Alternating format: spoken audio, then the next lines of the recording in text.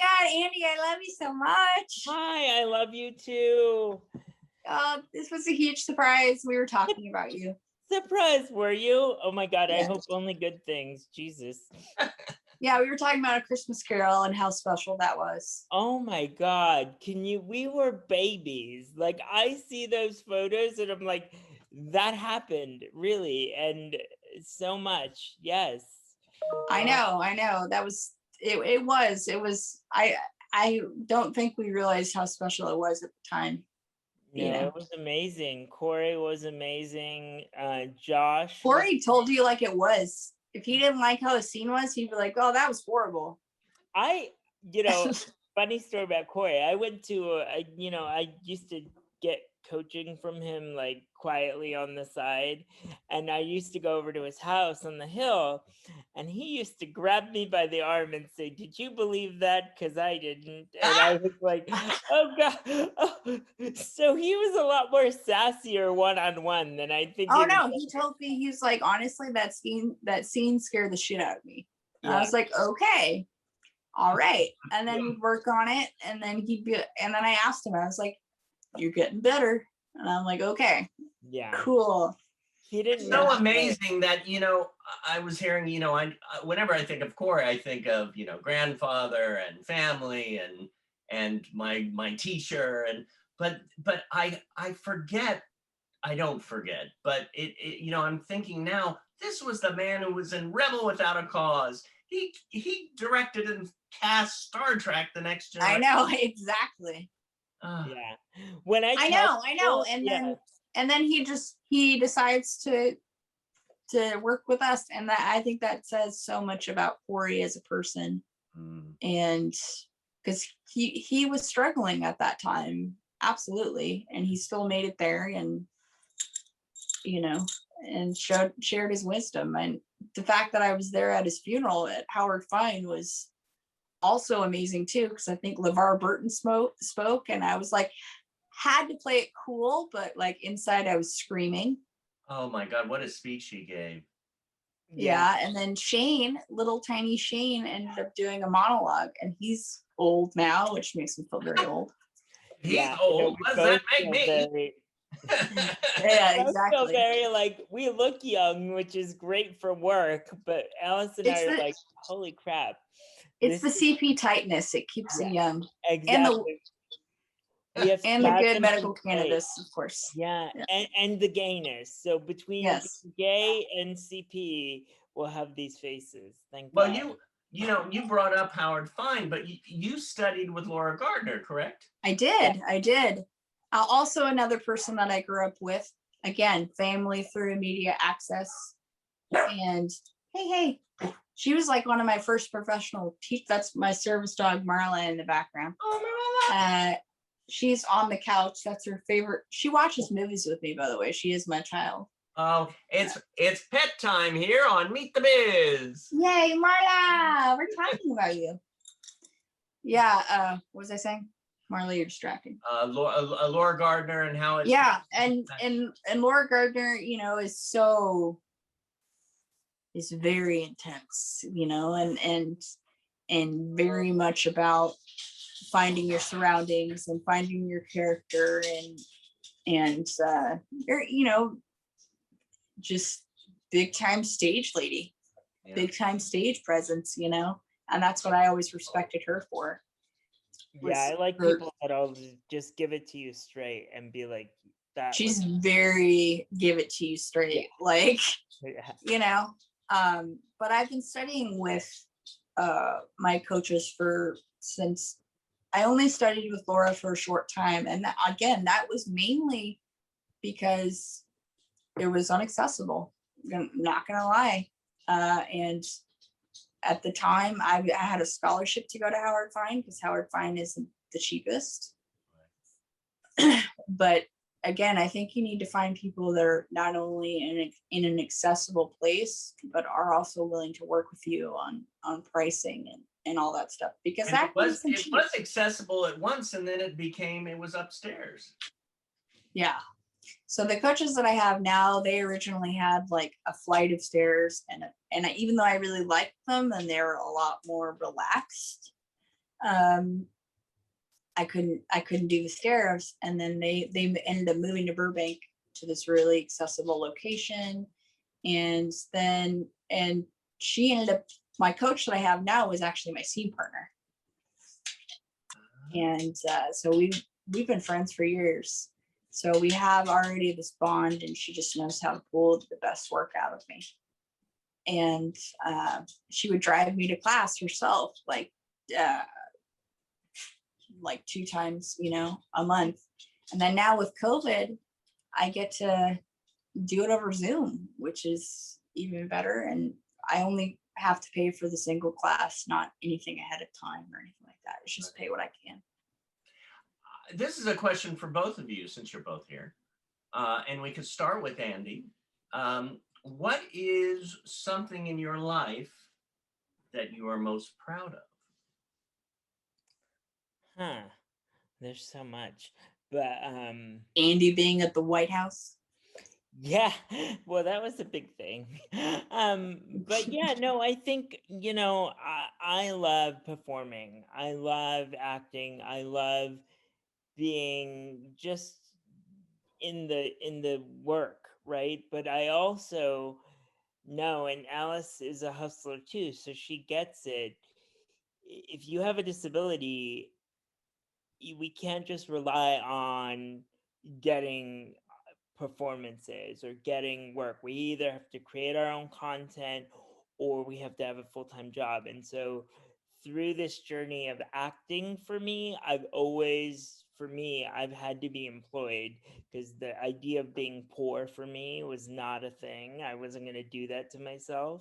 So I've had a job for like the last 10 years and doing this, because it's, until I get a series regular, or until I get on a series or have my own show, that's how it has to be, and I'm fine with that. But it's, it's been quite a journey, and I hope that Alice and I get to do projects together in the future, because I It's think gonna happen. Extra happen. special is gonna hit the screen, and people are gonna poop themselves. Yeah, they're gonna have an aneurysm when they see us together. Yeah.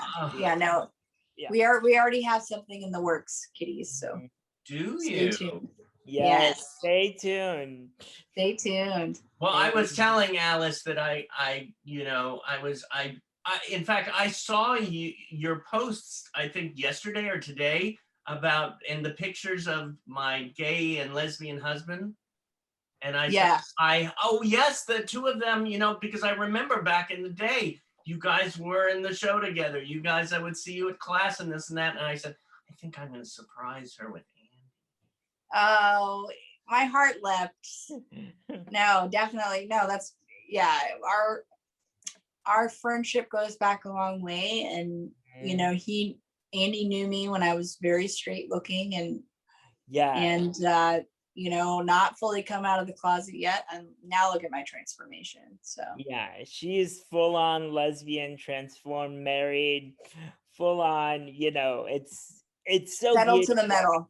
Yes. Yeah, it's beautiful to see. Yeah, because you were always like that. I knew you right out the gate. But, for me, I think with acting too, that was another thing.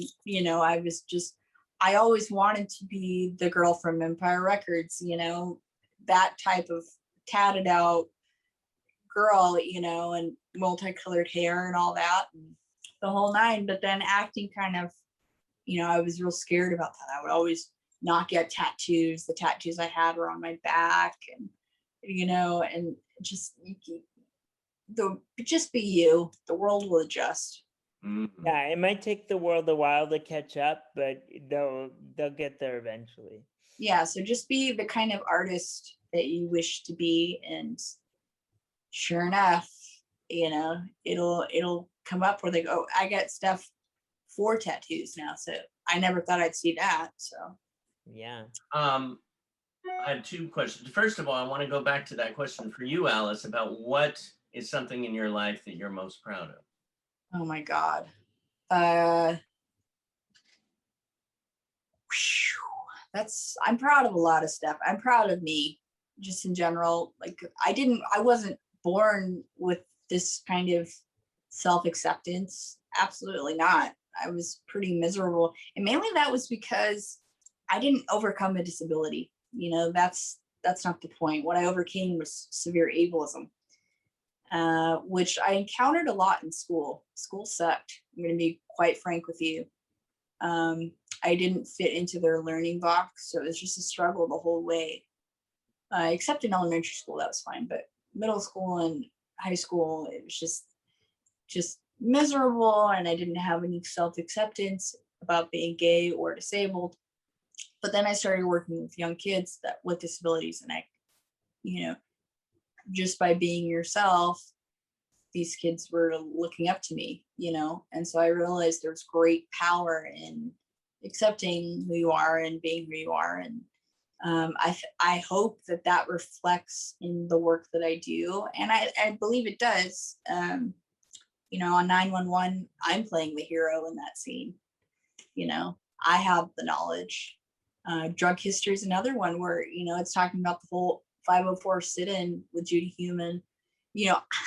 I watch movies, right? I watch tapes, so I don't really watch a lot of TV a lot of the time to see what's on. So I had not seen Drunk History when I did that show, I didn't know who Judy Heumann was, which blows my mind at the time. So I was a part of this big historical disability moment. And again, I think that you realize later, oh yeah, that was really special. Yeah. And and then with special, that was another moment that, we were a part of a gay disabled prom, and all of us had our disabilities in some way, shape, or form. And it was like the who's who of young disability Hollywood was there besides Andy and Toby. Yeah. They were the only two missing, and we missed them greatly. We were too pretty for the show. That's what I know. I think that's what it was. Yeah. And they were like, no, we can only have one hot gay guy. Right. They were like, there's too much there. We got to even out. Well, you guys have aged like a fine wine. You're not lying. So, yeah. And don't get me started on Toby. Yeah. So, I would like to say one other thing that I'm very proud of Alice for is, we all know the people in the industry, once they get to a certain point in their career, they get very beyond themselves and beyond reality. And, the people that we have in our orbit are very down to earth people, but Alice has remained Alice throughout her journey of her career, which is very rare to see. And I think that you should give yourself credit for that, Alice, because you've always just been Alice, and that's beautiful. And you've always just been Andy, and I think there's more to it than just acting for us. I think we're not here to play the game, we're here to change it. And there's a lot of responsibility and holy fuck that comes with that, but also I'm really humbled that it turned out to be me. I thought it was going to be somebody else, and then it was me. And so I'm like, wow, I'm proud of myself that I got to this moment, and that's ultimately what I'm proud of.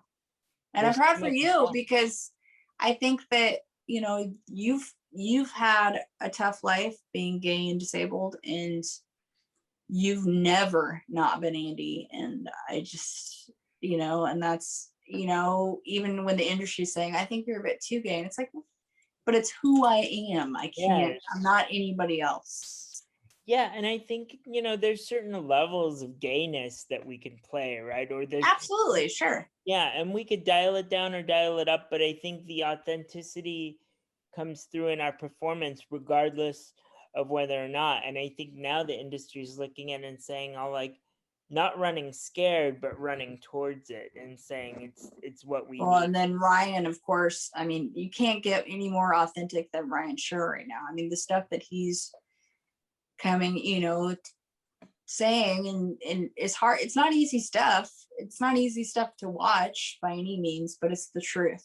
Mm-hmm. And I think that's what I just want to portray as much as possible, whether it's being a significantly disabled person or a super gay person, or just, whatever, or an activist, or if I'm smoking a joint, that's a part of me too. I remember that was another thing that I had to come to terms with, because without medical cannabis, I wouldn't be able to do any of the stuff that I do today. I consider it my body's upkeep. And I remember when I was starting Rolling Stone and getting that whole universe going, I was like, I don't know if I want to do this, it might just be one more nail in the coffin. Yeah. That for me, that wouldn't work. And that's, but that's me. It's how I'm able to be here. I have to say, I'm just taking this whole thing in, this conversation, and just cheering up, because it makes me really realize that I'm so lucky to have this extended family and the life that I have. You sort of plan, oh, I'm going to be an actor and I'm going to be in this and this and that, or whatever. And if you allow the journey to unfold and don't fight it, and you come across these amazing people that make your life so bright and so wonderful. So I'm just listening to the two of you. I mean, I haven't been with the two of you together like this in a long time. I mean, not on Zoom, of course, but Yeah. but I mean in person. And it brings back all these memories, and just what I've been doing with my life over the last 25, 30 years. And I feel so, I don't know, the word that comes to my mind is blessed. Verklempt. Well, no, it's Verklempt. yeah, verklempt, but it's blessed. It is beyond blessed to have to be with such, I mean, again, family. Yeah, no, absolutely. Well, and in the gay community, that was one of the first terms I learned was family. That was kind of like the term, instead of, or are you gay, or are you gay, or so I would always say, are you family? And yes. So I think that yeah, it definitely makes the trip easier, and the trials and tribulations easier. And that was one of the things that I went into when I first moved down here was, pursue your dreams, even if it doesn't go in the direction that you thought it would. It's going to lead somewhere beautiful, and it's going to lead you to your right people, when you just never know what's going to happen. Yeah, I've learned very quickly that if something isn't supposed to be yours, just wait, and the universe will give you what is meant to be yours. Yeah, the universe likes to take her sweet ass time. It's Yeah. nothing that, Oh, let's just put that out there. She's a slow girl. She is a slow girl. She likes to brew, and she likes to think about it, and then she likes to surprise you when you're least expecting it. It's like, girl, yeah, jeez. Mother Earth, Mother Universe. Right. She's like, oh yeah, you. Okay, here's your turn now. Just by the way. Yeah. Yeah, and also another thing I want to say is I found spirituality as well. I consider myself a Buddhist, and that was another step into just finally going, okay, I'm worthy. What do I want for myself? How do I get it? Basically, what I found is there's no two jobs that are too small. You know what I mean? I've done a ton of background work, and I remember when I first started doing a lot of background work, people were like, "Are you sure you want to do that?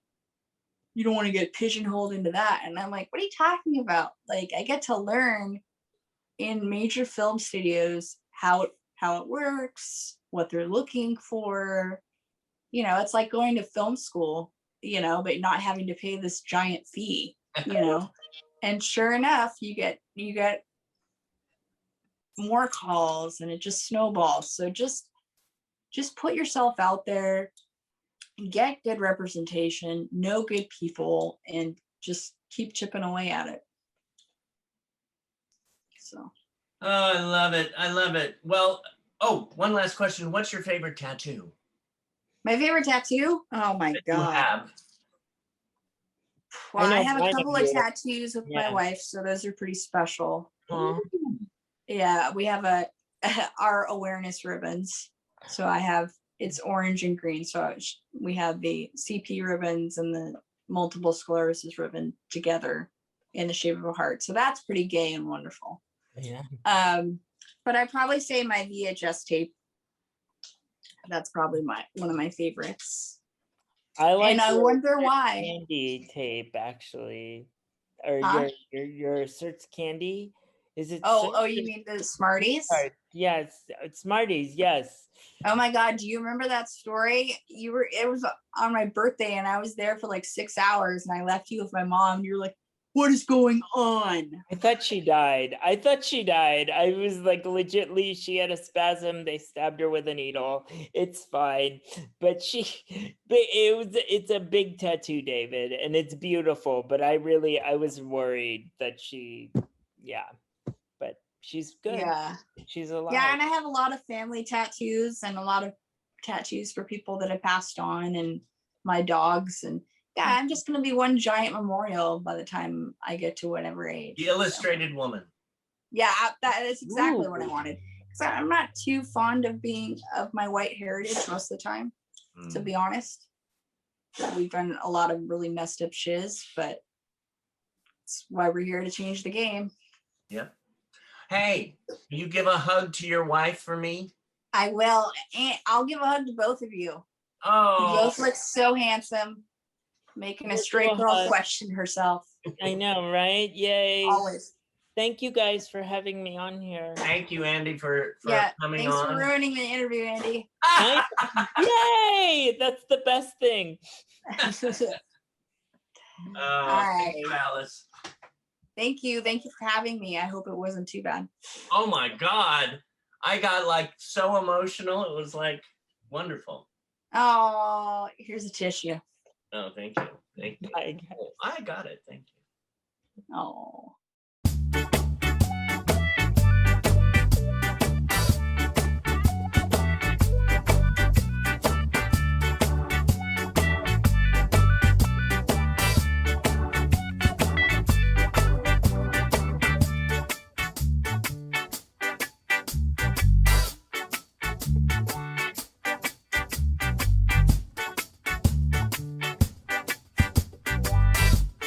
Hey dudes, welcome to Rolling Stones, your source for all things disability friendly within the medical cannabis community. Today, we're interviewing your host, me, myself, and I. And you are? I am Alice Kina Diehl. I am 31 years old. I live in Southern California with my beautiful wife, Amanda. That's me. And my awesome service dog, Marla Pooch. Oh, excuse you.